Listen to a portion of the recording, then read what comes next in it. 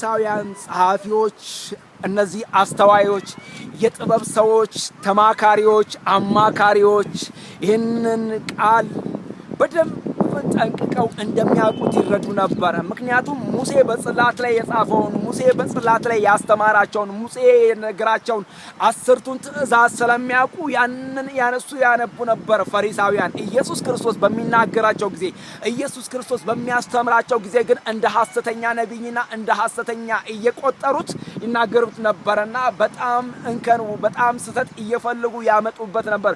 ፈተናዎችን ያመጡበት ነበር። ኢየሱስ ክርስቶስ እንዲህ የሚል ምሳሌ ይነግራቸዋል። ሁሉ ጊዜ እናንተ በኖራ የተለሰነ መቃብር ናችሁ ይላቸዋል። ለምሳሌ በሪያቸው ወይም ደግሞ የነሱ የሆነ ነገር በሰንበት የሆነ ነገር ሲሆን ይረዱታል። ግን የሰው ልጅን እንደዚህ ሲያደርግ የእግዚአብሔርን ቃል የእግዚአብሔርን ሕግ የእግዚአብሔርን ትእዛዝ ተላልፋል እያሉ ሰበብ ይፈልጉበት ነበር። ለምን እንዲህ ታደርጋለህ? በሰንበት እንዲህ ለምን ትፈውሳለህ? ለምን በሰንበት እንደዚህ አይን ታበራለህ?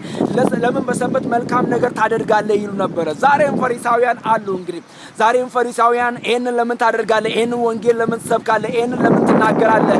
እኛ የተናገርነው ትናንትና የመጣውን የቀደመውን እያሉ የሚያወሩት አለ። እናንተ ግን የሰማችሁትና ያያችሁትን ጌታ ያበራላችሁን ያንን የእውነት ወንጌል ከመናገር ቸል አትበሉ። መዳን በሌላ በማንም የለም። እንድንበት ዘንድ ለሰዎች ሁሉ የተሰጠ ስም ኢየሱስ ነው።